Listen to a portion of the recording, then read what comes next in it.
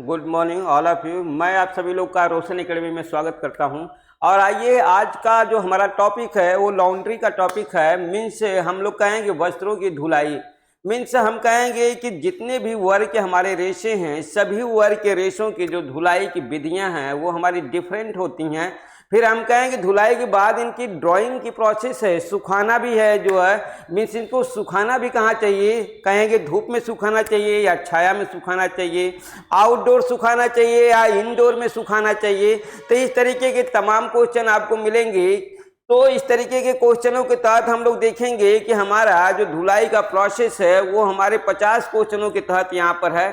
तो इस तरीके से आप देखिए कि बहुत अच्छे अच्छे आपके प्रोसेस यहाँ पर मिलेंगे क्वेश्चन के, जिसे आप समझते भी हैं, जानते भी हैं, थोड़े कंफ्यूज भी हैं। वो सभी चीज का आपका क्या हो जाएगा, निर्धारण हो जाएगा कि कोई भी आपका फैब्रिक्स है उसको धुलने के लिए कौन सा विधि का प्रयोग करना चाहिए, और हम कहेंगे कौन से साबुन का प्रयोग करना चाहिए, कौन से प्रतिकर्मक का प्रयोग करना चाहिए, कौन से जल का प्रयोग करना चाहिए। मीन्स वाटर का भी आपका प्रोसेस होगा कि कौन से जल का प्रयोग करना चाहिए। तो इस तरीके से आज आपके सामने जो है एक तरीके से पूरा का पूरा धुलाई का आपका क्वेश्चन है। तो आइए पहला क्वेश्चन हम लोग देखते हैं। धुलाई का संबंध है, मीन्स हम कहेंगे कि रिलेशन क्या होगा। हम कहेंगे लॉन्ड्री का रिलेशन किससे होगा। धुलाई का संबंध हम लोग कहेंगे कला से है, विज्ञान से है, कार्य से है, हम कहेंगे डी सभी से। तो हम लोग कहेंगे धुलाई का संबंध हमारा कला से भी है, विज्ञान से भी है और कार्य से भी है। मीन्स हम कहेंगे सभी। मीन्स सिस्टमेटिक ढंग से हमारे वस्त्रों की जो है कलात्मक रूप से धुलाई होनी चाहिए, जिससे कि हमारे फाइबरों को नुकसान न हो और हमारा कपड़ा साफ भी हो जाए। लाइक दैट हम कहेंगे कि धुलाई का कार्य हमारा, ये देखिए कार्य किस तरीके का कार्य है, वस्त्र की धुलाई किस प्रकार का कार्य है। तो आपको मालूम है कि हैवी वर्क होता है। क्या होता है? हैवी वर्क होता है। तो इस तरीके से आइए जो हम लोग देखते हैं अपना पहला क्वेश्चन का ऑप्शन मिला आपको डी। दूसरा क्वेश्चन हम लोग देखते हैं। देखिए कह रहा वस्त्र में गंदगी का कारण है। जो भी हमारे फाइबर के वस्त्र हैं, चाहे वो कॉटन हो, लीलन हो, या हम कहेंगे वूल हो, या रेशम हो, या सिंथेटिक फाइबर नायलॉन पॉलिस्टर हो, उन सभी में हम लोग कहेंगे गंदगी का कारण क्या है। हम कहेंगे कि किसी भी वर्ग का हमारा फाइबर है, गंदगी के कारण पसीना होगा, पर्सपिरेशन होगा, या वातावरण अशुद्धियां होगी, या दोनों होगा। तो हम लोग कहेंगे दोनों होगा। क्या होगा? दोनों होगा। मीन्स पसीने भी होंगे और हम लोग कहेंगे कि वातावरणीय मीन्स धूल, गर्दे, धूप, ये सभी हमारे क्या होंगे, बैक्टीरिया, ये सभी हमारे क्या होते हैं, गंदगी के कारण होते हैं। आइए तीसरा क्वेश्चन हम लोग देखते हैं। देखिए वस्त्रों की धुलाई करनी चाहिए। वस्त्रों की धुलाई कब करनी चाहिए?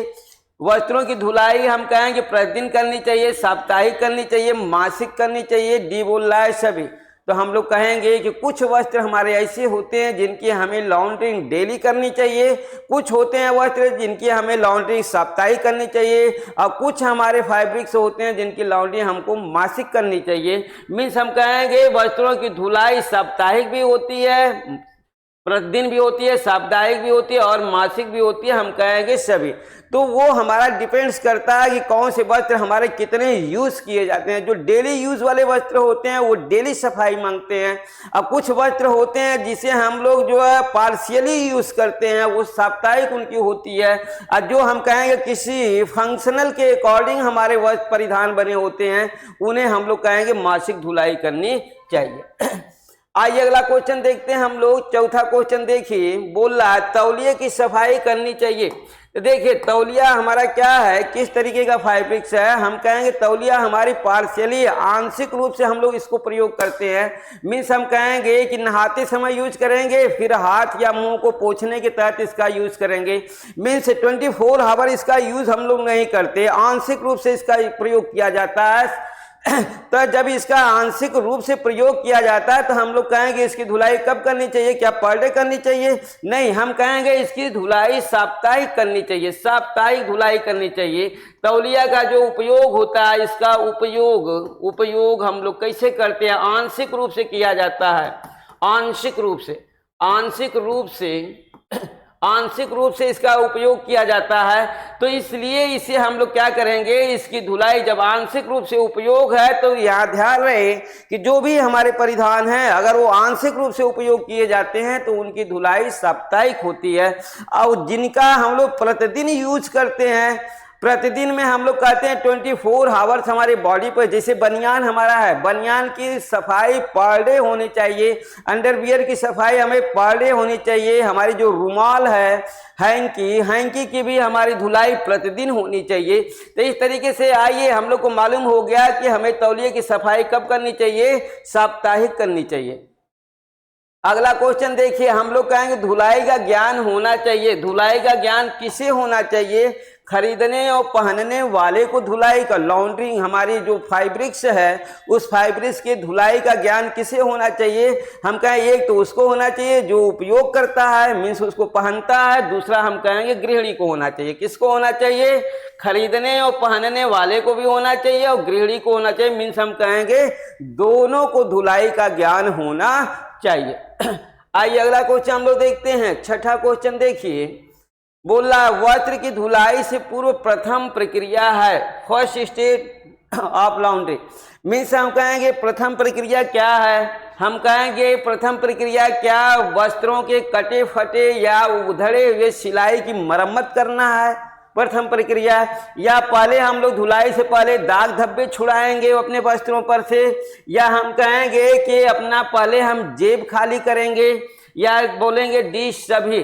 तो यहाँ पर देखिए सबसे पहले क्या करना है, तो हम लोग कहेंगे सबसे पहले सीधे दिख रहा है कि सबसे पहले तो आप क्या करिए, जेब खाली करिए। जेब खाली करने के बाद फर्स्ट स्टेप हमारा ये होगा, हम कहें वस्त्र की धुलाई से पूर्व प्रथम प्रक्रिया, तो प्रथम प्रक्रिया क्या होगी, जेब खाली करना। दूसरे में होगा जो है कि हम लोग कहेंगे मरम्मत करेंगे, और तीसरे स्टेप में हम लोग कहेंगे दाग धब्बे छुड़ाए जाएंगे।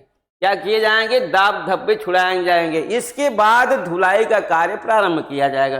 तो आपको मालूम हो गया ऑप्शनल क्या मिला कि वस्त्र की धुलाई से पूर्व प्रथम प्रक्रिया क्या होगी, जेब खाली करना। आइए छठा क्वेश्चन देखते हैं हम लोग, सातवां क्वेश्चन।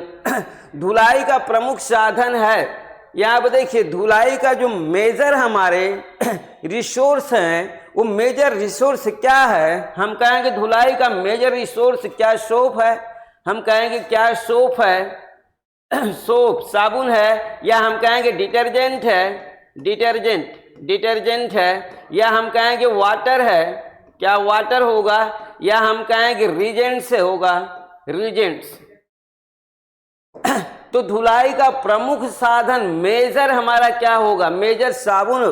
थोड़ा दिमाग घुमाने वाला है, यहाँ पर देखिए साबुन भी दे रहा है, अपमार्जक भी दे रहा है, हम कहेंगे वाटर भी दे रहा है, रीजेंट्स भी दे रहा है। तो देखिए हम लोग को मालूम होना चाहिए कि बगैर पानी का कोई धुलाई नहीं हो सकती, समझ गए। या हम कहेंगे कि यहाँ पर अगर पानी नहीं है तो पेट्रोलियम पदार्थ होना चाहिए था। तो इस तरीके से वाटर के पास से लिक्विड से लिया जाएगा, मीन्स हम कहेंगे कि जल हमारा मेजर सोर्स होता है क्या, धुलाई का। दूसरे नंबर पर आपके साबुन, अपमार्जक और प्रतिकर्मक आते हैं। आइए आठवां क्वेश्चन देखते हैं हम लोग। देखिए सेलुलोजिक और प्राणीज वस्त्रों की धुलाई करनी चाहिए, किससे करना चाहिए हमें। एक तो हमारा वस्त्र कैसा है जो है, देखिए सेलुलोजिक है, तो यहाँ बातें आती हैं ब्रुश की। यहाँ पर देखिए बातें हमारे ब्रुश की हैं, ब्रुश की। तो ये रबर या नायलॉन का ब्रुश, स्टिफ मीन्स हम कहेंगे कड़ा ब्रश, कड़ा ब्रश, कड़े ब्रश को हम लोग क्या बोलते हैं, कड़े ब्रश को हम लोग स्टिफ ब्रश बोलते हैं।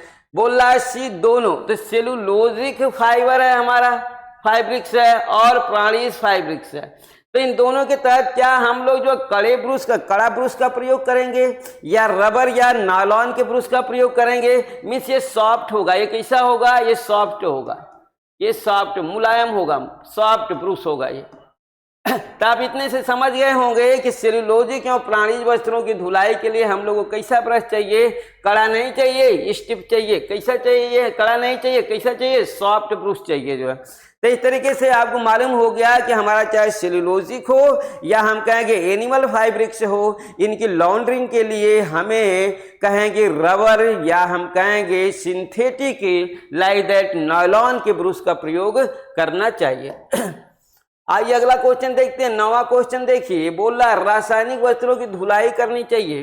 रासायनिक वस्त्रों की धुलाई करनी चाहिए, किससे करनी चाहिए? तो देखिए हम लोग कहेंगे सिंथेटिक है, अभी ये हमारा क्या है, सिंथेटिक है। आपने देख लिया है, आपने देखा है, क्या देखा है, आपने देखा है कि जो कॉटन रहा, कॉटन रहा और हम कहेंगे ऊन रहा और रेशम रहा, रेशम, इनके लिए हम लोग का रहा rubber, rubber oblique nylon, nylon का ब्रूस रहा, नायलॉन का ब्रूस।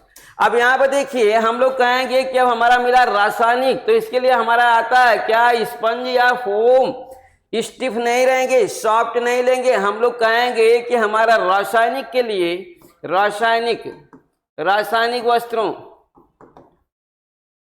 के लिए हम लोग यूज करेंगे, क्या यूज करेंगे, स्पंज, स्पंज या हम कहेंगे फोम ब्रूश का प्रयोग किया जाता है। तो इस तरीके से मालूम हो गया कि फ्रैक्शन प्रक्रिया द्वारा, घर्षण प्रक्रिया द्वारा क्या होता है, वस्त्रों की धुलाई की जाती है। तो यहाँ पर घर्षण हम लोग करेंगे, तो घर्षण के लिए हमारा हार्ड नहीं चाहिए ब्रूश, हमें ब्रूश कैसा चाहिए, जो है हम कहेंगे या तो कोमल चाहिए, हार्ड भी चाहिए, हार्ड स्टिफ भी चाहिए, लेकिन हम कहेंगे मोटे और गंदे कपड़ों के हम लोग कहेंगे धुलाई में प्रयोग किया जाएगा। जो वस्त्र हमारे मोटे हों और ज्यादा गंदे हों उसके लिए स्टिफ ब्रूश का प्रयोग किया जाता है। बाकी सिंथेटिक जो हमारे फैब्रिक्स हैं उनकी सफाई के लिए हम कहेंगे स्पंज या फोम ब्रूश का प्रयोग होगा, जबकि कॉटन और हम लोग कहेंगे रेशम, कॉटन, ऊन और रेशम के लिए रबर ऑब्लिक नायलॉन के ब्रूश का प्रयोग किया जाता है। तो इस तरीके से आपने ब्रूश का प्रोसेस देख लिया कि ब्रूश हमारे सॉफ्ट भी होते हैं, हम कहेंगे कि हमारे स्टिफ भी होते हैं, हम कहेंगे रबर के भी होते हैं, नायलॉन के भी होते हैं और स्पंजी भी होते हैं। यहाँ पर दिया स्पंजी ऑब्लिक फोम। तो इस तरीके से आइए 10वां क्वेश्चन अब हम लोग देखते हैं। देखिए अधिक गंदे कपड़ों की धुलाई करनी चाहिए। अब आपको मिला अधिक गंदे कपड़े जब होंगे तो उसके लिए हम लोग कड़े ब्रूश का प्रयोग करेंगे। किसका प्रयोग करेंगे, स्टिफ ब्रूश मीन्स कड़े ब्रूश, कड़े ब्रूश का प्रयोग होगा, कड़े ब्रूश का प्रयोग किया जाएगा, मीन्स ये स्टिफ ब्रूश का प्रयोग किया जाएगा। किसके लिए, अधिक गंदे कपड़े, जब अधिक गंदा कपड़ा होगा, मोटा कपड़ा होगा तो उसके लिए कड़े ब्रूश का प्रयोग किया जाएगा। आइए 11वां क्वेश्चन देखिए, कोमल रचना के वस्त्रों की धुलाई करनी चाहिए। अब कोमल हम लोग कहेंगे, कोमल मीन्स हम कहेंगे महीन हमारे धागों से बने हुए वस्त्र हैं और हम कहेंगे महंगे वस्त्र हैं ये हमारा। तो कोमल रचना के वस्त्रों की धुलाई करनी चाहिए, रनविंग, स्क्रूबिंग, गूथन एवं निपीड़न, फिर हम कहेंगे डिसक्शन वाशर। तो इस तरीके से आपको मालूम हो गया होगा कि कोमल रचना के जो भी वस्त्र होंगे, कोमल रचना के वस्त्रों को, इसे हम लोग जो है गूथन और निपीड़न, क्या कहेंगे, गूथन और निपीड़न मीन्स आटा जैसे गूथा जाता है उस तरीके से हम लोग कहेंगे कि साबुन घोल या डिटर्जेंट घोल में वस्त्र को डाल के और आटा गूथने जैसे प्रक्रिया से गूथेंगे और इसके बाद निपीड़न, उसके दबा करके उसको उसमें से उस गंदगी को निकाला जाएगा और इसके बाद फिर उसमें डुबाया जाएगा, फिर उसको दाबा जाएगा गूथने के बाद, फिर उसमें डाला जाएगा। ये प्रक्रिया कई बार की जाती है, इसे हम लोग बोलते हैं गूथन एवं निपीड़न विधि। आइए अगला क्वेश्चन देखते हैं हम लोग। 12वां क्वेश्चन देखिए, बोला सिंक की लंबाई, चौड़ाई, ऊंचाई और गहराई का अनुपात होता है। तो हम लोग को मालूम होना चाहिए कि लंबाई, चौड़ाई, ऊंचाई और गहराई का जो अनुपात होता है उसे आपको रटना पड़ेगा। हम कहेंगे 20, 20, 36 और 12 इंच मीन्स 20, 20, 36 और 12 इंच का हमारा जो है क्या होना चाहिए, लंबाई, चौड़ाई, ऊंचाई और गहराई सिंक की होनी चाहिए। तो इस तरीके से आपका 12वां का आंसर ए सही होता है। आइए 13वां क्वेश्चन देखते हैं, सबसे अच्छी धुलाई होती है। अब यहाँ पर दे रहा है हम लोग के पास वॉशिंग मशीन होती है। तो देखिए वॉशिंग मशीन हमारी, हम लोग कहेंगे washing machine, washing machine, washing machine, washing machine हमारी 3 प्रकार की होती है। वॉशिंग मशीन हमारी 3 प्रकार की होती है। देखिए एक हमारा एजिटेटर होती है, दूसरा हमारा सिलिंड्रिकल होती है, सिलेंडर टाइप होती है, और दूसरा वैक्यूम कप टाइप होती है, एक एजिटेटर टाइप, दूसरा हम लोग कहेंगे सिलेंडर टाइप, तीसरा वैक्यूम टाइप। 3 प्रकार की हमारी वॉशिंग मशीनें होती हैं, जिसमें सबसे अच्छी धुलाई एजिटेटर टाइप मशीन से की जाती है जो है। तो इस तरीके से आप याद रखना कि धुलाई मशीन अगर हम लेने जाते हैं तो सबसे अच्छी धुलाई मशीन हमारी कौन सी होती है, एजिटेटर होती है। हम इसी को लेंगे और मार्केट में यही हमारी अच्छे से चल भी रही है। आइए 14वां क्वेश्चन हम लोग देखते हैं। धुलाई मशीन में वस्त्रों को निचोड़ने का उपकरण है। वस्त्रों को निचोड़ना मीन्स हम कहेंगे उसमें ट्विस्ट दे करके उसके पानी और गंदगी को बाहर निकालना। खंगालने के बाद, रिंसिंग करने के बाद वस्त्रों को क्या किया जाता है, ट्विस्ट दे करके उसको निचोड़ा जाता है। तो देखिए निचोड़ने का जो उपकरण होता है, उस निचोड़ने के उपकरण को क्या बोलते हैं, सक्शन वाशर, ग्रिंडर, रिंगर, दी सभी हम कहेंगे उसे रिंगर कहा जाता है। क्या कहते हैं, रिंगर। वस्त्रों को निचोड़ने वाले जो यंत्र या उपकरण होते हैं उनको हम लोग रिंगर के नाम से जानते हैं। आइए अगला क्वेश्चन देखते हैं। 15वां क्वेश्चन देखिए। सूती वस्त्रों को जल में फुलाने की प्रक्रिया कहलाती है। अब हम लोग को मालूम है कि अपने वस्त्रों को जल में या साबुन के घोल में या हम कहेंगे डिटर्जेंट के घोल में, सूती मीन्स कॉटन, लीलन, हमारे वस्त्रों को क्या करेंगे, उसमें कुछ देर के लिए हम लोग क्या करेंगे, फुला देंगे। मीन्स उसमें डाल करके जो है उस घोल में, मीन्स सॉप के घोल में या डिटर्जेंट के घोल में इसको डाल करके कुछ देर के लिए हम लोग उसे छोड़ देते हैं, तो उसे हम लोग कहते हैं फुलाना। उसी को फुलाना कहते हैं। फुलाने की प्रक्रिया क्या बोली जाती है, जो है हम कहेंगे रिंसिंग बोली जाती है, स्टीपिंग बोली जाती है, स्पूटिंग बोली जाती है या स्टीमिंग बोली जाती है। तो हम लोग कहेंगे इसे हम लोग क्या बोलते हैं, तो हम लोग को मालूम है कि इसे क्या बोलते हैं, इसे स्टीपिंग कहा जाता है। क्या कहते हैं, देखिए स्टीपिंग। तो मालूम होना चाहिए कि ये देखना, ये प का प्रोसेस है स्टीपिंग का और ये म का प्रोसेस है, ध्यान देना। तो प और म का अंतर होता है, तो हम लोग कहेंगे हमारा जो सही होता है वो प का होता है, न कि म का होता है। स्टीम मीन्स भाप होता है, यहाँ भाप की प्रक्रिया होती है, और यहाँ स्टीपिंग मीन्स फुलाने का प्रोसेस होता है। इसका स्टीमिंग मीन्स भाप होता है, भाप, स्टीम मीन्स भाप होता है, तो भाप का प्रोसेस। स्टीपिंग का प्रोसेस होता है। वस्त्रों को फुलाने की प्रक्रिया क्या बोली जाती है, स्टीपिंग बोली जाती है। आइए अगला क्वेश्चन देखते हैं। पहनने वाले वस्त्रों का फुलाना चाहिए, पहनने वाले वस्त्रों को फुलाना चाहिए मीन्स स्टीपिंग करनी चाहिए 1 से 2 मिनट, या हम कहेंगे 4 से 5 मिनट, या 1 से 2 घंटे।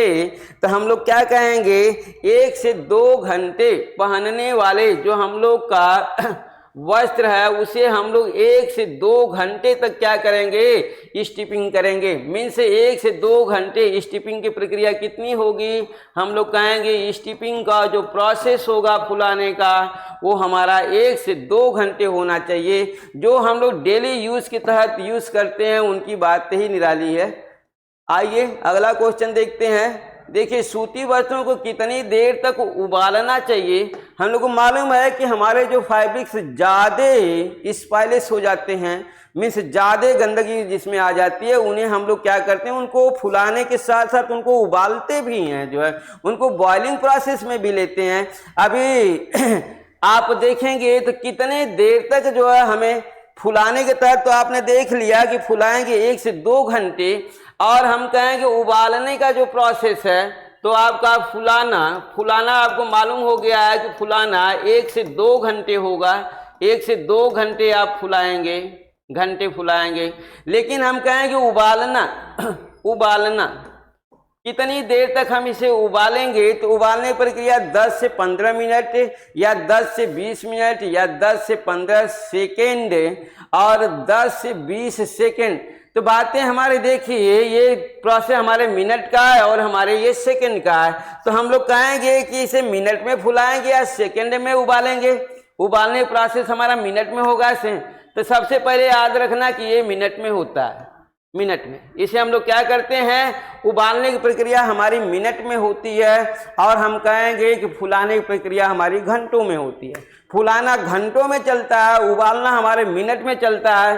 तो हम कहेंगे 10 से 15 मिनट, कितना 10 से 15 मिनट तक हम इसे क्या करेंगे, बॉयल करेंगे। मीन्स कपड़े हमारे गंदे हैं तो इसे 10 से 15 मिनट तक हम लोग क्या करेंगे, 10 से हम कहेंगे 15 मिनट तक इनको उबालना चाहिए। आइए अगला क्वेश्चन हम लोग देखते हैं। 18वां क्वेश्चन देखिए, बोला वस्त्रों को खंगालने की क्रिया कहलाती है। जब वस्त्रों की आपने धुलाई कर लिया तो धुलाई के बाद हम लोग क्या करते हैं, अपने वस्त्रों को खंगालते हैं। खंगालने के लिए हम लोग को चाहिए स्वच्छ पानी चाहिए। तो स्वच्छ पानी भी खंगालने के लिए स्वच्छ पानी के साथ साथ पानी हमारा ठंडा होना चाहिए या गर्म होना चाहिए। तो कहा गया है जो है कि जो हमारा पानी होगा, वो क्वेश्चन तो अभी आपको मिलेगा। अभी आप देख लीजिए कि वस्त्रों को खंगालने की क्रिया क्या बोली जाती है। वस्त्रों को खंगालना क्या बोला जाएगा, ब्लीचिंग बोला जाएगा, क्लीनिंग बोला जाएगा, प्रिपेयरिंग बोला जाएगा या रिंसिंग बोला जाएगा। हम कहेंगे उसे रिंसिंग बोला जाता है। क्या बोलते हैं, रिंसिंग। रिंसिंग मीन्स होता है खंगालना, खंगालना। तो इस तरीके से आपने फुलाना देख लिया, वस्त्रों को फुलाना देख लिया, वस्त्रों को उबालना देख लिया, अब वस्त्रों को खंगालना भी देख लिया आपने। रिंसिंग प्रोसेस हमारा क्या होता है, वस्त्रों को खंगालना। आइए 20वां क्वेश्चन देखते हैं। वस्त्र के दाग धब्बे छुड़ाने की प्रक्रिया कहलाती है। अब यहाँ दाग धब्बे लगे हुए हैं तो उसे हम लोग क्या बोलेंगे, उसे क्या स्फटिंग बोलेंगे, स्फटिंग, रिमूविंग बोलेंगे, लॉन्ड्रिंग बोलेंगे, क्लीनिंग बोलेंगे। तो ज्यादातर हम कहेंगे कि ये क्वेश्चन हमारा काफी इजी है लेकिन काफी टफ भी है। आप देख सकते हैं, बता सकते हैं कि दाग धब्बे छुड़ाने की प्रक्रिया क्या कहलाती है। इस दाग धब्बे को छुड़ाने की प्रक्रिया, वस्त्र पर जो दाग धब्बे लगे हैं उसे छुड़ाने की प्रक्रिया क्या बोली जाएगी। ज्यादातर दिमाग हमारा पहुंचेगा या तो क्लीनिंग कहेंगे या हम कहेंगे रिमूविंग। क्या बोला जाएगा, हम कहेंगे क्लीनिंग या रिमूविंग आप कहेंगे, लेकिन न क्लीनिंग होगा और ना रिमूविंग होगा। होगा क्या, स्फटिंग होगा। क्या होगा, स्फटिंग होगा। तो आइए अगला क्वेश्चन हम लोग देखते हैं अपना, याद रखना स्फटिंग। देखिए सूती मोटे कपड़ों की धुलाई का संबंध है। अब हम लोग का मिला, क्या मिला कि यहाँ पर सूती मिला। सूती में भी हम लोग कहेंगे महीन नहीं मिला, सूक्ष्म रचना का नहीं मिला। मोटे धागे, हमारे मोटे धागे से बना वस्त्र मिला। सूती मोटे कपड़े मीन सूती मोटे धागे से बने होंगे। हम कहेंगे इनकी धुलाई का संबंध किससे है। हम कहेंगे देखिए स्क्रूबिंग, क्या बोल रहा है, स्क्रूबिंग से होगा, सनलाइट साबुन से होगा, अपमार्जक से होगा, हम कहेंगे डी सभी से होगा। तो हमारा आंसर क्या होगा, डी सभी से होगा। मीन्स स्क्रूबिंग करेंगे, मीन्स हमें मालूम है कि स्क्रूबिंग मीन्स क्या होता है। हम लोग कहेंगे ब्रश द्वारा रगड़ना, ब्रश द्वारा रगड़ना हमारा स्क्रूबिंग बोला जाता है। तो इस तरीके से सनलाइट साबुन का प्रयोग करेंगे और अपमार्जक का प्रयोग करेंगे और रगड़ करके इसको साफ करेंगे। देखिए सूक्ष्म एवं बारीक रचना के सूती वस्त्रों की धुलाई का संबंध। अभी तो आपने मोटे का देख लिया, मोटे सूती वस्त्रों की आपने धुलाई देखा। अब आप देखिए कि अगर सूक्ष्म रचना के हमारे सूती वस्त्र हैं तो उनकी धुलाई का संबंध किससे है। हम लोग कहेंगे लक्स फ्लेक। ये देखिए हमारा, ये हमारा लक्स फ्लेक, ये साबुन है हमारा, क्या है ये साबुन है। इसके बाद देखिए लाइट प्रेशर, हल्के दाब द्वारा, नहीं तो हमारे जो विबिंग है वो खिसक जाएगी, स्प्लिस कर जाएगी।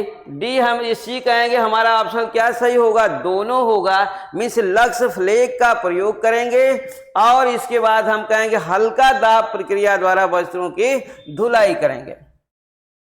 आइए 22वां क्वेश्चन देखते हैं हम लोग। देखिए यहाँ पर सूती कपड़ों की कभी नहीं उबालना, सूती कपड़ों को कभी नहीं उबालना चाहिए। तो इसमें कौन से सूती वस्त्र हैं जिनको हमें उबालना नहीं चाहिए। सूक्ष्म रचना के वस्त्रों को नहीं उबालना चाहिए, रंगीन हमारे कॉटन वस्त्रों को नहीं उबालना चाहिए, या हम कहेंगे मिश्रित वस्त्र एवं नीटेड, जो भी हमारे ब्लेंड फैब्रिक्स हो और नीटेड फैब्रिक्स हो, इन सबको क्या उबालना नहीं चाहिए। हम कहेंगे यहाँ पर ऑप्शन दे रहा है डी सभी। मीन्स हम कहेंगे कि किसी को भी या कभी नहीं उबालना चाहिए। हम कहें सूक्ष्म रचना को भी नहीं उबालना चाहिए, रंगीन को वस्त्र को भी नहीं, मिश्रित और नीटेड को भी नहीं उबालना चाहिए। हमारा डी ऑप्शन मिलता है सभी। इन सभी वस्त्रों को, चाहे नीटेड वस्त्र हो या हमारा रंगीन वस्त्र हो या हम कहेंगे सूक्ष्म रचना का वस्त्र हो, इन सबको उबालना नहीं चाहिए, बॉइलिंग नहीं करनी चाहिए। आइए देखिए, सूती वस्त्रों में कलफ का संबंध है। कलफ मीन्स आप समझते होंगे, कलफ अभी हम लोग ने क्वेश्चन किया था नील का और कलफ का, एक साथ हमने आपको क्वेश्चन कराया है। तो कलफ के तहत आपको मालूम है कि कलफ की प्रक्रिया स्टार्च से होती है। किससे होती है? स्टार्चिंग।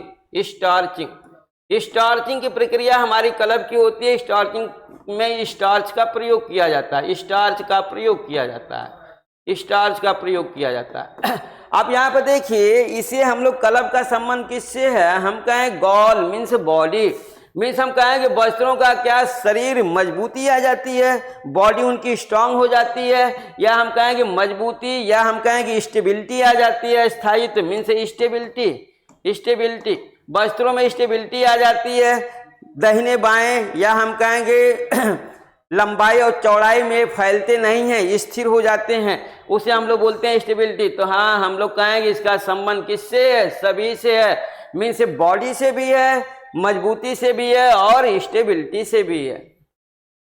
आइए 24वां क्वेश्चन देखते हैं हम लोग। बोल रहा है सूती वस्त्रों को सुखाना चाहिए, कहाँ पर सुखाएंगे हम लोग? तो देखिए, सुखाने के लिए हम लोग को अलगनी, चकरबोर्ड, अलमारी और डी दे रहा हैंगर। तो देखिए, हम लोग क्या करेंगे, ये सूती वस्त्रों को हम कहेंगे अलगनी पर हमारा सूती वस्त्रों को सुखाना चाहिए, सूती वस्त्रों को सुखाना चाहिए। ये हमारा ऑप्शनल भी है। चकरबोर्ड पर हम लोग कहेंगे ऊनी वस्त्र को सुखाना चाहिए, ऊनी वस्त्र को। अलमारी में हम लोग प्रिजर्व करते हैं, और अलमारी था हैंगर के प्रोसेस में हम लोग कहेंगे सिंथेटिक वस्त्रों को, सिंथेटिक वस्त्रों को हम लोग हैंगर पर डाल देंगे, सूख जाएगा, अलमारी में डाल देंगे, सूख जाएगा। तो इस तरीके से आपने देख लिया कि ड्राइंग का हमारा जो प्रोसेस है कि अलगनी हमारा दो हम लोग कहें बिंदुओं पर लगे तार, ये हमारा अलगनी का प्रोसेस होता है। मीन्स दो खूंटियों के बीच रस्सी को अगर हमने बांध दिया है तो वो हमारा अलगनी बोला जाएगा। इस पर हम लोग कहेंगे कि अपने सूती वस्त्रों को सुखाते हैं। चकरबोर्ड समझ गए होंगे, जिसकी लंबाई और चौड़ाई बराबर हो, बराबर लंबाई चौड़ाई के हमारे जो भी उपकरण होंगे उसे हम लोग चकरबोर्ड बोलते हैं। उस पर ऊनी वस्त्रों को उसी के चकरबोर्ड के अनुरूप सजा करके उस पर फैलाना चाहिए। ये हमारा प्रोसेस, बाकी आप समझ रहे हैं। आइए नेक्स्ट क्वेश्चन देखते हैं हम लोग, 25वां क्वेश्चन। देखिए, सूती वस्त्रों की धुलाई करनी चाहिए। सूती वस्त्र हमारे हैं तो उन्हें हमें धुलना चाहिए। हम कहेंगे एल्कलाइन घोल में क्षार को हम लोग कहेंगे अल्केलाइन हमारा क्षार, अल्केलाइन सोल्यूशन में क्षार मीन्स अल्केलाइन सोल्यूशन। अपमार्जक आप समझते ही होंगे, डिटर्जेंट का प्राय रीजेंट, प्रतिकर्मक रीजेंट्स। तो देखिए, सूती वस्त्रों की धुलाई करनी चाहिए क्षार से, अपमार्जक से, प्रतिकर्मक से, डी बोल रहा है सभी से। तो आपको मालूम है आप क्या कहेंगे, ये सभी हमारे लिए क्या है, जो उपयोगी हैं सूती वस्त्रों की धुलाई के लिए। आइए 26वां क्वेश्चन देखते हैं हम लोग। देखिए, कोमल वमन रेशों को धोना चाहिए। ब्रैकेट में दे रखा है ऊन, क्या दे रखा है, तो कोमल डिलिकेट टेक्सचर। हम लोग को मालूम होना चाहिए कि डिलिकेट टेक्सचर किसे कहते हैं। तो इसके लिए हमने यहाँ पर दे दिया है कि जो भी आपका कोमल वयन या डिलिकेट टेक्सचर की बात करता है क्वेश्चन में, मीन्स आप याद रखना ऊन को। किसको याद रखेंगे, आपको इसे याद रखना होगा कि जो कोमल वमन की बातें कर दिया, तो कोमल वमन रेशों को धोना चाहिए। ऊन आपको नहीं देगा क्वेश्चन में, आपको क्या देगा, कोमल वमन देगा। तो कोमल वमन का प्रोसेस हमारा किससे होता है, ऊनी वस्त्रों से होता है, इसे आप याद रखना है। तो अब इतना जब आप समझ गए डिलिकेट टेक्सचर का बातें, तो आपको मालूम हो जाएगा कि लक्स फ्लेक लक्स फ्लेक का प्रयोग करेंगे। फिर हम कहेंगे बी, क्षार रहित साबुन हम लोग यूज करेंगे किसका, रीठे का। फिर डी हमारा सही होगा सभी। मीन्स हम कहेंगे कि हमारे ऊनी वस्त्रों की जो धुलाई है वो लक्स फ्लेक से करनी चाहिए। इस लक्स फ्लेक को ही बोलते हैं सोपलेस सोप। क्या बोलते हैं, सोपलेस, सोपलेस, सोपलेस सोप, सोपलेस सोप इसी को कहा जाता है। मीन्स हम कहें रीठे के फेन द्वारा भी हम लोग क्या करेंगे, इसकी धुलाई करेंगे। आइए 27वां क्वेश्चन देखिए, ऊनी वस्त्रों की धुलाई में प्रयोग नहीं करना चाहिए। अगर ऊनी फाइब्रिक्स हमारा है तो उसमें हमें किसका प्रयोग नहीं करना चाहिए, हम कहेंगे क्या, घर्षण, फ्रिक्शन का प्रयोग करना चाहिए। फ्रिक्शन, फ्रिक्शन, घर्षण मीन्स रगड़ना चाहिए, इसको रगड़ना। क्या हम कहेंगे रगड़ना चाहिए इसको, अधिक ताप देना चाहिए, ताप देना चाहिए इसे। हम कहेंगे प्रोटीन फाइबर है, अधिक ताप देंगे तो श्रिंक कर जाएगा, प्रोटीन फाइबर है, हम कहेंगे protein fibre, protein fibre, fibre ताप पर सिकुड़ जाते हैं, सिकुड़ जाते हैं, ताप पर सिकुड़ जाते हैं, इसलिए अधिक ताप नहीं देंगे। फिर हम कहेंगे हमारा अल्कलाइन है, क्षार का प्रयोग नहीं करते, अम्ल के द्वारा इसकी धुलाई करते हैं। ऑप्शन हमें मिलता है डी। मीन्स ऊनी वस्तुओं की धुलाई में प्रयोग नहीं करना चाहिए, न रगड़ना चाहिए, न ताप का प्रयोग करना चाहिए और ना ही क्षार का प्रयोग करना चाहिए। आइए अगला देखिए, ऊनी वस्त्रों की धुलाई करनी चाहिए। ऊनी वस्त्रों की धुलाई किससे करनी चाहिए, हम लोग कहेंगे ऊनी वस्त्रों की धुलाई सक्शन वाशर से करनी चाहिए। मशीन होती है सक्शन वाशर, मशीन से करनी चाहिए। हम कहें गूथन और निपीडन विधि है, ये विधि है, ये विधि है, इस विधि से करनी चाहिए। ये मशीन है हमारी, ये मशीन है, सक्शन वाशर मशीन है। गूथन और निपीडन विधि का प्रयोग करना चाहिए। और इसमें सॉफ्टनेस लाने के लिए 2 से 4, याद रहे 2 से 4 बूंद नींबू या सिरका का प्रयोग करना चाहिए। डी हमारा ऑप्शन मिलेगा सभी। तो इस तरीके से आप देख सकते हैं कि पूरा धुलाई का A to Z प्रोसेस आपको यहाँ पर मिल रहा है। इससे ज़्यादा धुलाई में और कुछ हो ही नहीं सकता। चाहे जो भी आप एग्जाम दीजिए, अगर धुलाई से क्वेश्चन आता है, जितना भी हमने आपको टॉपिक सीरीज दिया है, अगर आप अच्छे से उसे पढ़ते हैं तो आपके समझ में आएगा कि टॉपिक का हर एक क्वेश्चन आपके लिए महत्वपूर्ण है। अब पूरा अगर ये टॉपिक सीरीज ही हमारी अगर तैयार हो गई तो हम बहुत बेहतरीन नंबर पा सकते हैं। तो आइए पूरा का पूरा आपका ऊनी वस्त्रों की धुलाई आप समझ गए होंगे। यहाँ पर देखिए नेक्स्ट है, हमारे ऊनी वस्त्रों से पानी निकालना कहलाता है। पानी, ऊनी वस्त्रों से पानी निकालने की प्रक्रिया हमारी क्या बोली जाती है, हम कहेंगे टर्किश टॉवेल, हम कहेंगे तौलिया है ये टॉवेल। टर्किश टॉवेल से क्या पानी निकाला जाता है, हाँ, इससे ऊनी वस्त्रों पर इस पर डाल करके इसे पानी को दबा करके सुखाया जाता है। जब सुखा लिए जाते हैं तो इसे फिर हम क्या करते हैं, निचोड़ते हैं। निचोड़ने के बाद फिर इस पर हम इसको रख करके दबाते हैं, एब्जॉर्ब कराते हैं पानी को टॉवेल द्वारा। फिर हम कहेंगे रिंगर मशीन होती है, रंगर मशीन होती है, रंगर मशीन होती है। इस रंगर मशीन द्वारा भी जो है हम लोग क्या करते हैं, रंगर या रिंगर भी कह सकते हैं, रंगर या रिंगर। फिर मेगल भी होता है, डी हम कहेंगे सभी। मीन्स पानी निकाला जाता है टर्किश टॉवेल से, रिंगर मशीन से, मेंगल मशीन से, डी सभी से।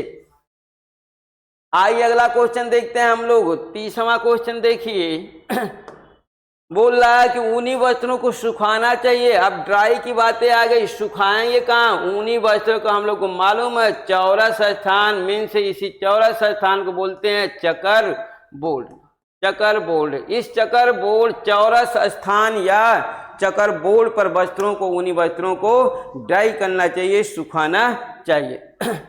आइए अगला क्वेश्चन हम लोग देखते हैं। 31वां क्वेश्चन देखिए, ऊनी वस्त्रों में आए पीलेपन को दूर किया जाता है जब इसे हम लोग ड्राई कराएंगे, सुखाएंगे, या इससे पहले ही जब धुलाई करेंगे तो उसमें कुछ येलोनेस आता है, पीलापन आता है। उस पीलेपन को हम लोग किसके द्वारा, पीले ऊनी वस्त्रों में आए पीलेपन को किससे हटाएंगे, हम कहेंगे सिरका, मीन्स विनेगर, क्या विनेगर से, विनेगर का प्रोसेस आप समझते होंगे। 6% हमारा एस्टिक एसिड होता है, 6% एस्टिक एसिड। जब 6% एस्टिक एसिड का प्रोसेस होती है तो उसे विनेगर बोलते हैं। और हम कहेंगे क्या सिट्रिक एसिड का प्रयोग करेंगे या ऑक्सैलिक एसिड का या डी कहेंगे सभी का। तो हम लोग को मालूम है हम लोग पीलेपन को दूर करेंगे किसके द्वारा, ऑक्सैलिक एसिड के द्वारा। किसके द्वारा, ऑक्सैलिक एसिड। ये भी हमारा एक तरीके का अम्ल है, देख रहे हैं। इसके द्वारा ऊनी वस्त्रों पर आए हुए पीलेपन को दूर किया जाता है। देखिए रेशमी वस्त्रों की धुलाई में हानिकारक फैक्टर है। अब ऊनी वस्त्र तो आपने देख लिया, अब देखिए हम लोग कहेंगे रेशमी वस्त्र है, तो इन रेशमी वस्त्रों की अगर हम लोग करेंगे धुलाई तो उसमें हानिकारक फैक्टर क्या होगा, क्या है जो धुलाई के तहत नुकसान पहुंचाएगा, क्या टेम्परेचर होगा। हम कहेंगे कि हमारा एल्कलाइन होगा, क्षार होगा, या हम कहेंगे फ्रिक्शन होगा, घर्षण होगा। हम कहेंगे डी सभी, मीन्स हम कहेंगे यहाँ पर क्या बोलेंगे, कहेंगे कि ये सभी हमारे हानिकारक फैक्टर हैं। न टेम्परेचर देना चाहिए, न एल्कलाइन, न फ्रिक्शन, किसी का प्रयोग नहीं करना चाहिए। आइए देखिए रंगीन रेशमी वस्त्रों पर लगे दाग धब्बे छुड़ाए जाते हैं। तो हम लोग कहेंगे रेशमी वस्त्र हमारा वो भी कैसा है, रंगीन। तो रेशमी वस्त्रों के तहत आपको मिलेगा कि एक हमारा श्वेत रेशमी वस्त्र होगा और दूसरा मिलेगा हमारा रंगीन रेशमी वस्त्र होगा। अभी आप रंगीन रेशमी वस्त्र का देख लीजिए क्वेश्चन, इसके बाद आपको मिलेगा श्वेत रेशमी वस्त्र भी मिलेगा। मीन्स रंगीन रेशमी वस्त्र पर लगे दाग धब्बे वस्त्र आपको याद है रंगीन है, रंगीन रेशमी वस्त्र पर लगे दाग धब्बे किससे छुड़ाएंगे, बोरेक्स से, सोडियम परबोरेट से, सीवोलाइट, दोनों से। तो आपको मालूम ही है, आप जानते ही हैं कि हम लोग किसका प्रयोग करेंगे, इन दोनों का प्रयोग करेंगे। मीन्स बोरेक्स, बोरेक्स मीन्स सुहागा, सुहागा सुहागा का भी प्रयोग करेंगे और सोडियम परबोरेट का भी प्रयोग कर सकते हैं स्टेन को छुड़ाने के लिए। अगला क्वेश्चन देखिए हम लोग का बोल रहा है श्वेत रेशमी वस्त्र मिला है आपको, श्वेत रेशमी वस्त्र मीन्स सफेद रेशमी वस्त्र हमारे मिले श्वेत रेशमी। अब लगे दाग धब्बे छुड़ाए जाते हैं किसके द्वारा, अमोनिया या hydrogen peroxide, javel water, sodium perborate, हम कहेंगे डी सभी। तो हम लोग को मालूम है कि श्वेत होगा तो अमोनिया और हाइड्रोजन परऑक्साइड, इसका नाम आपको मिलेगा हाइड्रोजन परऑक्साइड, हाइड्रोजन परऑक्साइड। तो इस तरीके से आप समझ सकते हैं कि अमोनिया और हाइड्रोजन परऑक्साइड द्वारा श्वेत रेशमी वस्त्रों पर लगे दाग धब्बों को छुड़ाया जाता है। आइए अगला क्वेश्चन देखते हैं 35 का 35वां क्वेश्चन। देखिए रेशमी वस्त्रों की धुलाई करानी चाहिए, रेशमी वस्त्रों की धुलाई हमें गीली धुलाई करनी चाहिए या हम कहेंगे सूखी धुलाई करनी चाहिए या गीली सूखी सभी करानी चाहिए, हम कहेंगे डी सभी। तो हम लोग को मालूम है कि जो भी हमारे रेशमी वस्त्र होंगे उन्हें हमें गीली धुलाई नहीं करनी चाहिए, उन्हें हमेशा ड्राई क्लीनिंग में भेजना चाहिए। रेशमी वस्त्रों को ऑलवेज उन्हें ड्राई क्लीनिंग में ही साफ कराना चाहिए, मीन्स सूखी धुलाई कराना चाहिए। आइए 36 क्वेश्चन देखिए हम लोग कहेंगे रेशमी वस्त्रों को धोना चाहिए, किससे धुलाई करेंगे हम लोग, जो है लक्स फ्लेक से, लक्स फ्लेक से धुलाई करेंगे या रीठा के फेन का प्रयोग करेंगे या दोनों का प्रयोग करेंगे। हम कहेंगे रेशमी वस्त्रों को धोना चाहिए दोनों से, लक्स फ्लेक का भी प्रयोग आप कर सकते हैं और हम कहेंगे यहाँ पर रीठा का भी फेन, रीठे के फेन का भी प्रयोग कर सकते हैं। आइए 37वां क्वेश्चन देखिए रेशमी या ऊनी वस्त्रों को धोने के लिए जल आवश्यक है। अब यहाँ पर हम लोग को मालूम है कि वाटर कैसा लेना है, तो देखिए रेशमी या ऊनी वस्त्रों को धोने के लिए जल आवश्यक है। कौन सा जल लेंगे हम लोग, मृदु को हम लोग कहेंगे सॉफ्ट, क्या बोलेंगे सॉफ्ट वाटर मृदु जल। तो देखिए क्या हम लोग कहेंगे हमारा सॉफ्ट या मिल्ड्यू वाटर होना चाहिए हमारा, या गुनगुना, गुनगुने को हम लोग इंग्लिश, इसका इंग्लिश है ल्यूकवार्म, इंग्लिश वर्ड है, ये इंग्लिश वर्ड है। आप समझ गए होंगे। इंग्लिश वर्ड गुनगुना को ल्यूक वार्म बोलते हैं, गुनगुना पानी।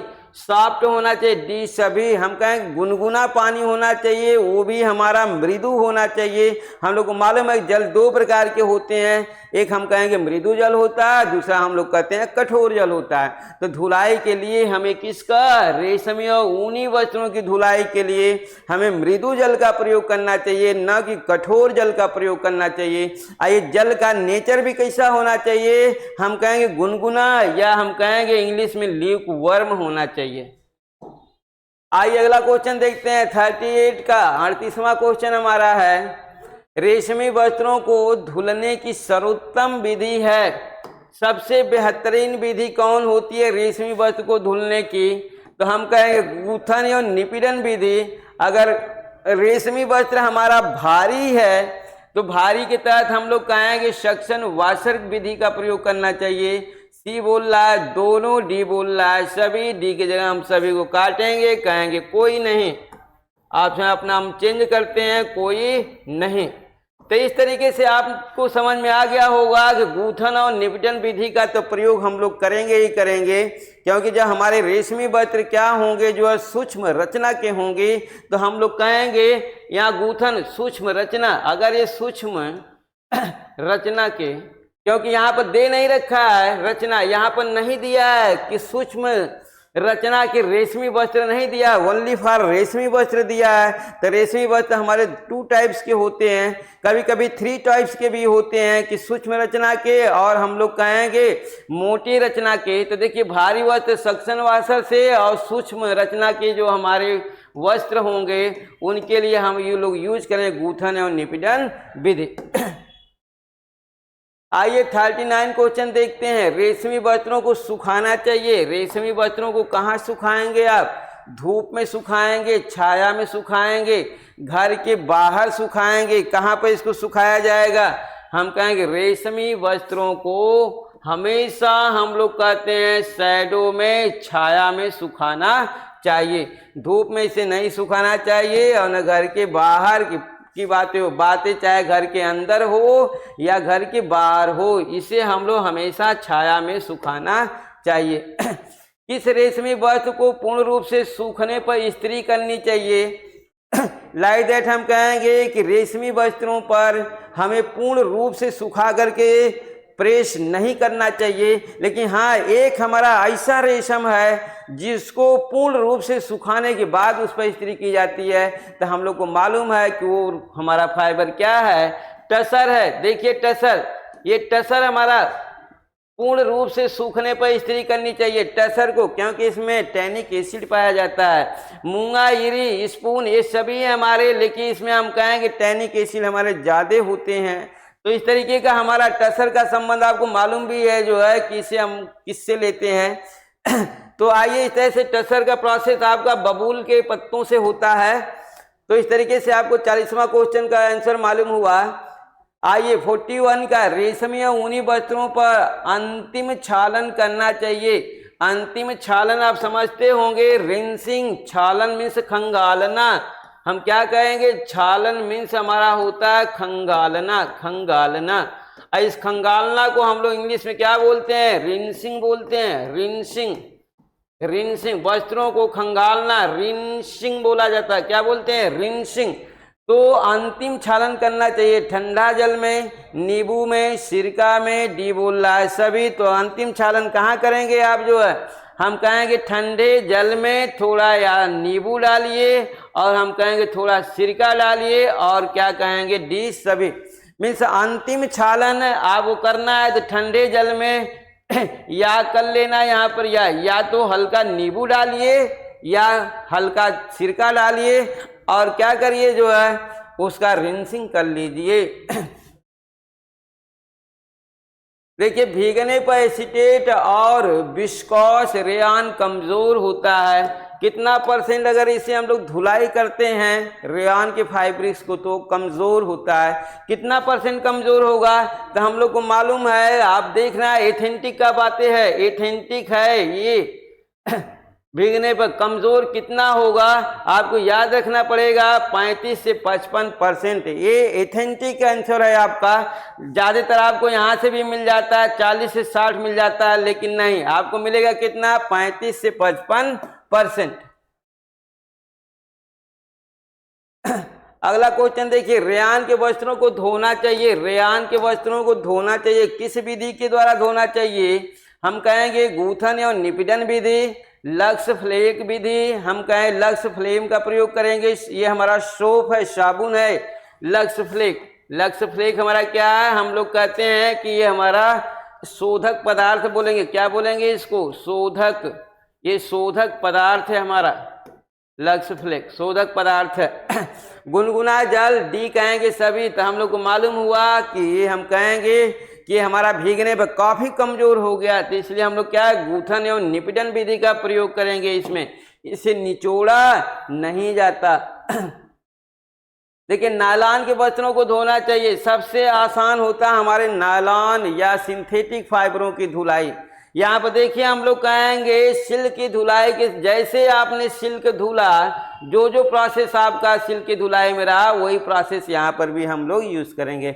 बस अंतर केवल यहाँ पर है कि यहाँ पर सिल्क के लिए ओनली फॉर एसिड का प्रयोग किया जाता है, और यहाँ पर सिंथेटिक फाइबर में क्षार का, मीन्स अम्ल और क्षार दोनों द्वारा हम लोग जो सिंथेटिक फाइबरों की धुलाई करेंगे, कोई दिक्कत नहीं होगा। फिर हम कहें रिजेंट्स का भी प्रयोग कर लेंगे, वो चाहे हमारा ऑक्सीडाइजिंग रिजेंट हो या रिड्यूसिंग रिजेंट हो, मीन्स ऑक्सीकारक हो या अपचायक हो, क्योंकि हमें मालूम है ना प्रतिकर्मक दो प्रकार के होते हैं, एक ऑक्सीकारक, दूसरा अपचायक। तो किसी का भी हम लोग प्रयोग इस पर कर सकते हैं धुलाई में। आइए नेक्स्ट क्वेश्चन देखते हैं हम लोग, करा लेसों की धुलाई का संबंध। लेस तो समझते ही होंगे, उसमें लगे हैं शीशे, लगे हैं हीरे जवाहरात लगे हैं, ये सभी जिस वस्त्रों में लगे होते हैं उसे हम लोग लेस फैब्रिक्स कहते हैं। तो लेस फैब्रिक से अगर है हमारा, तो उसकी धुलाई करना चाहिए रीठे का फेर, गूथने और निपीडन विधि से, कलफ, माड़, बोरेक्स, इस सभी का प्रयोग, कलफ, माड़, बोरेक्स, डी कहेंगे सभी के द्वारा इसका संबंध होता है लेस की धुलाई का। मीन्स रीठे के फेन का प्रयोग करेंगे, गूथन और निपटन विधि का प्रयोग करेंगे, कलफ ऑब्लिक माड़ या बोरेक्स उसमें डाल करके जो है इसकी धुलाई करेंगे। आइए नेक्स्ट क्वेश्चन देखते हैं, कंबल की सफाई करनी चाहिए, ब्लैंकेट, जो हमारे ब्लैंकेट है उसकी सफाई किससे करनी चाहिए, वैक्यूम क्लीनर से करनी चाहिए, या स्क्रूबर से, या रिंगर से, या डिशबी से? हम कहें वैक्यूम क्लीनर से करनी चाहिए, कंबल की क्लीनिंग हमारी कहेंगे वैक्यूम क्लीनर से करनी चाहिए। आइए 47 क्वेश्चन देखिए, रेयान के वस्त्रों को सुखाना चाहिए, रेयान के वस्त्रों को कहाँ सुखाना चाहिए, छाया में, धूप में, हम कहें कृत्रिम धूप में, डिशबी, तो हम लोग कहेंगे इसे हमें छाया में सुखाना चाहिए। रेयान के वस्त्रों को अगर हम छाया में नहीं सुखाएंगे, अगर धूप में सुखाएंगे तो क्या दिक्कत होगी, क्या हानिकारक प्रभाव पड़ेगा? हम कहें एक तो उसकी मजबूती कम होगी और दूसरे हम कहेंगे पीलापन आ जाएगा। तो इस तरीके से हम लोग रेयान के वस्त्रों को छाया में सुखाएंगे। देखिए, सूखी धुलाई की जाती है, सूखी धुलाई मीन्स ड्राई क्लीनिंग का प्रोसेस हमारा किससे होगा, तो ड्राई क्लीनिंग हमारा हम लोग कहेंगे ड्राई अवशोषक के द्वारा होगा, हम लोग कहेंगे ड्राई क्लीनिंग का प्रोसेस अवशोषक के द्वारा होगा और विलायक के द्वारा होगा। तो देखिए, हम लोग कहेंगे यहाँ अवशोषक लगा, आगे चिकनाई अवशोषक, आगे लगा है फिर चिकनाई, यहाँ लगा है विलायक। मीन्स हम लोग कहेंगे कि सॉल्वेंट और एब्जॉर्बेंट, मीन्स एब्जॉर्बेंट हम कहेंगे एब्जॉर्बेंट, और इसे हम लोग कहेंगे सॉल्वेंट मीन्स एब्जॉर्बेंट और सॉल्वेंट का प्रयोग करेंगे, वो भी ग्रीस, चिकनाई का मतलब समझते हैं ग्रीस। ये हमारा प्रोसेस क्या है, ग्रीस का है, ग्रीज का प्रोसेस है। हम कहेंगे कि जो भी हमारे एब्जॉर्बेंट हो या सॉल्वेंट हो, उनका प्रयोग हम लोग ड्राई क्लीनिंग में करते हैं, सूखी धुलाई में। आपको मालूम भी होगा एब्जॉर्बेंट हमारे क्या होते हैं, हम लोग कहेंगे टेल्कम पाउडर भी होता है, इसके बाद हम फूलर मिट्टी भी कहते हैं। जबकि यहाँ पर हम कहेंगे जो ब्लैक होगा उसे आप जानते ही हैं कि पेट्रोल हमारा मेजर है, जिसके द्वारा हम लोग क्या करते हैं, धुलाई करते हैं। तो इस तरह से ड्राई क्लीनिंग का प्रोसेस हमारा किससे रहा, हम कहेंगे दोनों से रहा है, एब्जॉर्बेंट और सॉल्वेंट दोनों से रहा। आइए 49वां क्वेश्चन देखिए, पेस्ट के द्वारा अच्छी सफाई होती है। पेस्ट, अगर हम लोग पेस्ट बना करके हम लोग क्या करते हैं, क्लीनिंग करते हैं, सफाई करते हैं, तो उसके तहत हम कहेंगे फर फेल्ट और दोनों मीन से दोनों प्रक्रियाएं हमारी। तो देखिए फर हमारा क्या होता है, हम लोग कहेंगे कि फर हमारे स्किन सहित हमारे क्या होते हैं, बाल,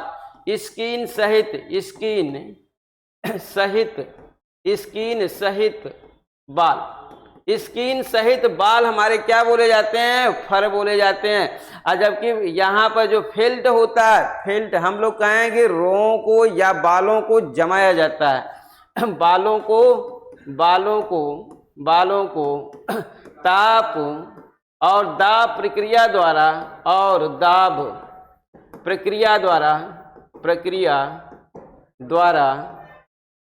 जमाया जाता है। तो इस तरीके से आप समझ गए होंगे कि पेस्ट के द्वारा अच्छी सफाई की जाती है, दोनों की, वो फर की भी और फील्ड की भी।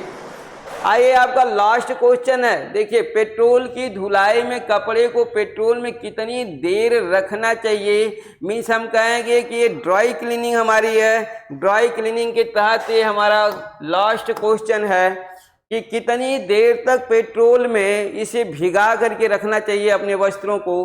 तो हम लोग को मालूम है, याद होना चाहिए, नहीं तो आप कंफ्यूज करेंगे। ये देखिए 5 से 15 मिनट तक इसे भिगा करके रखना चाहिए। जबकि आपके दिमाग में होगा कि बर्निंग होता है पेट्रोल, 1 से 2 मिनट रखेंगे नहीं तो जला देगा। नहीं, हम कहेंगे 5 से 15 मिनट तक जो है क्या किया जाता है, इनको पेट्रोल में रखा जाता है। तो इस तरीके से आज आपका जो है सभी क्वेश्चन धुलाई के 50 के 50 कंप्लीट होते हैं। फिर हम लोग कल अपने टेक्सटाइल का कल का लास्ट टॉपिक होगा आपके टॉपिक सीरीज का। इसके बाद आपको एक्सटेंशन एजुकेशन के तहत हम लेके चलेंगे। मीन्स इसके बाद आपको प्रसार शिक्षा के सभी क्वेश्चनों को कराया जाएगा। अब कल हम आपसे फिर मिलते हैं, तब तक के लिए नमस्कार।